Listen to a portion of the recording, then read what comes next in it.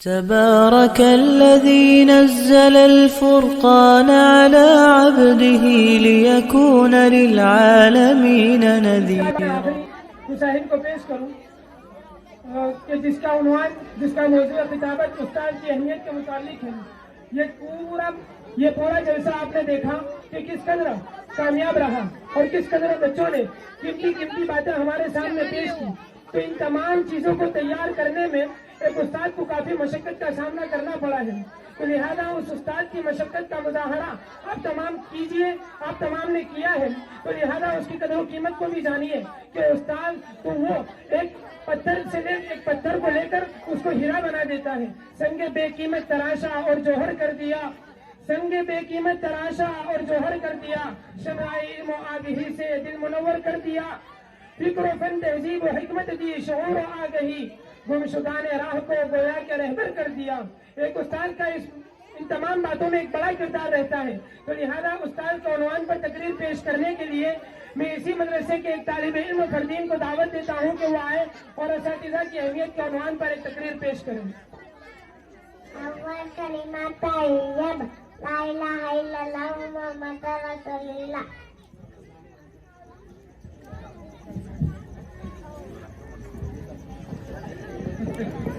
نحمده ونصلي على رسوله الكريم.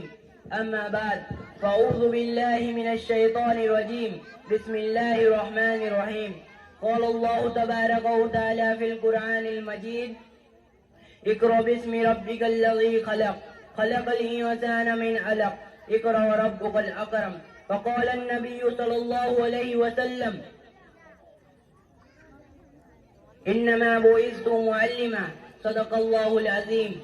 ہماری درسگاہ میں یہ جو استاد ہوتے ہیں، ہماری درسگاہ میں یہ جو استاد ہوتے ہیں، حقیقت میں یہ تو قوم کی بنیاد ہوتے ہیں. سنے روداد ہم جب بھی کسی کی کامیابی کی، سنے روداد ہم جب بھی کسی کی کامیابی کی، ہر ایک روداد میں یہی مرکز روداد ہوتے ہیں. یہی رکھتے ہیں شہر علم کی ہر راہ کو روشن، یہی رکھتے ہیں شہر علم کی ہر راہ کو روشن، ہمیں منزل پر پہنچا کر یہ کتنا سعد ہوتے ہیں. محترم مکرم اساتذہ اکرام اور میرے عزیز ساتھیوں، السلام علیکم ورحمۃ اللہ وبرکاتہ. آج مجھے جس موضوع پر لب کسائی کرنے کا موقع ملا ہے وہ ہے استاد کا مقام. میرے عزیز ساتھیوں، جب مجھے یہ موضوع ملا تو میں سوچ میں پڑ گیا کہ شاید میں اس موضوع پر انصاف بھی کر سکوں گا یا نہیں، کیونکہ بقول شاعر ادب جو ایک کرینہ ہے محبت کے کرینوں میں، ادب جو ایک کرینہ ہے محبت کے کرینوں میں، استاد ایک نگینہ ہے جنت کے نگینوں میں. معزز سامعین، استاد اور طلبہ کا ایک ایسا رشتہ ہے جس کی مثال دنیا میں کوئی نہیں. اس رشتے کی اہمیت کا اندازہ اس بات سے لگایا جا سکتا ہے کہ حضور اکرم صلی اللہ علیہ وسلم نے فرمایا: بے شک مجھے معلم بنا کر بھیجا گیا، بے شک ہم مسلمان ہیں اور حضرت محمد صلی اللہ علیہ وسلم کی امت میں سے ہیں. جب ہمارے نبی حضرت محمد صلی اللہ علیہ وسلم نے اپنے آپ کو معلم کہا تو اس بات سے اندازہ لگا لینا چاہیے کہ ہمارے مذہب میں استاد کا کتنا بڑا مقام ہے. اگر استاد کی تعریف سننا چاہتے ہیں تو سنیے. استاد وہ ہے جو بنجر زمین کو کھلیان بنا دیتا ہے، استاد وہ ہے جو پتھر تراش کر ہیرا بنا دیتا ہے، استاد وہ ہے جو رنگ کر زیور بنا دیتا ہے، استاد وہ چراغ ہے جو تاریک راتوں میں اپنے روشنی کے حدود کو برقرار رکھتا ہے، استاد وہ ہے جو مٹی کو سونا بنا دیتا ہے، استاد وہ خوشبو ہے، استاد وہ پھول ہے جو اپنی خوشبو سے پورے معاشرے کو معطر کر دیتا ہے. امام غزالی رحمۃ اللہ علیہ نے فرمایا: میرا حقیقی باپ جب مجھے آسمان سے زمین پر لایا، مگر میرے روحانی باپ استاد نے مجھے زمین سے آسمان تک پہنچا دیا.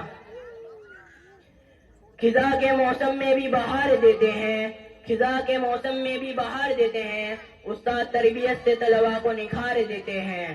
معزز سامعین، سرور کائنات حضور اکرم صلی اللہ علیہ وسلم نے اپنے آپ کو معلم قرار دے کر استاد کو سب سے اعلیٰ بنا دیا.